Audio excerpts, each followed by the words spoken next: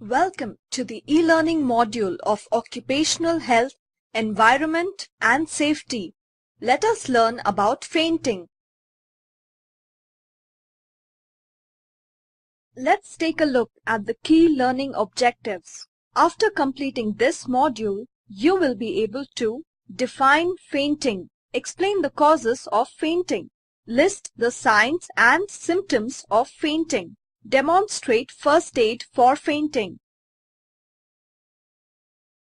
Let us understand what is fainting. The brief loss of consciousness due to decreased amount of oxygen to the brain. Fainting may have medical significance, or it may be result due to weakness, tiredness, stress, or fasting. If a person falls and becomes unconscious, we term it as fainting. Now, let's find out why a person might faint. Some of the common causes of fainting are low blood pressure, skipping meals, diabetes, medication, anxiety or stress, diseases or conditions like cardio or neurological problems. What are the signs and symptoms of fainting? Click each image to know more. These include nausea, giddiness, excessive sweating, dim vision, irregular pulse, rapid heartbeat. Now, let us understand and learn the first aid management for fainting. Click each image to know more about first aid. Help the person to lie down and position the person on his or her back. Elevate the person's leg. If the person is breathing, restore blood flow to the brain by raising the person's leg above heart level, about 12 inches, 30 centimeters. Remove or loosen clothes. Loosen belts, collars or other constrictive clothing and make the person comfortable. Check if they are breathing and that they have a pulse. Check the person's airway to be sure it's clear. Keep the person in recovery position to prevent aspiration from vomiting. Check for signs of circulation, breathing, coughing or movement. If absent, begin CPR. If the person doesn't regain consciousness within 1 minute, call medical emergency.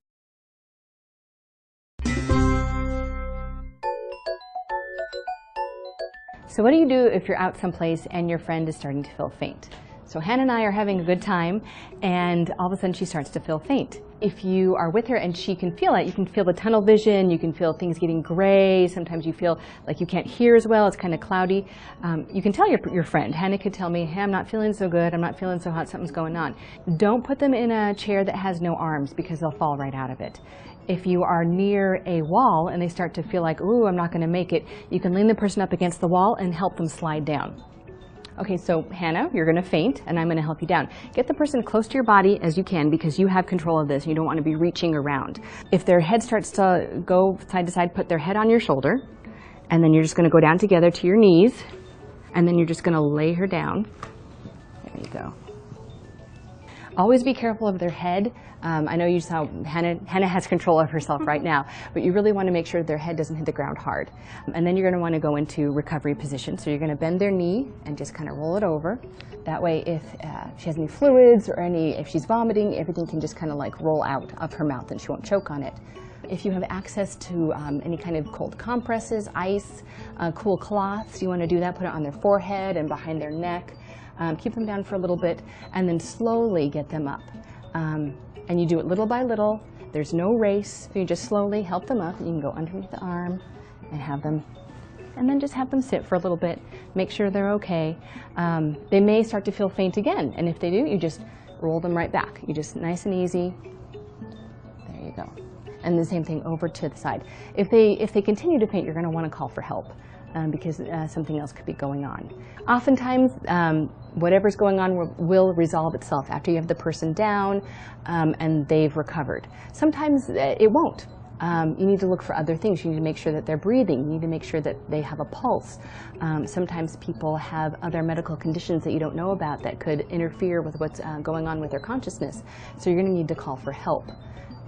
Call 911, call out for someone to call for 911, and stay on the line with the dispatcher.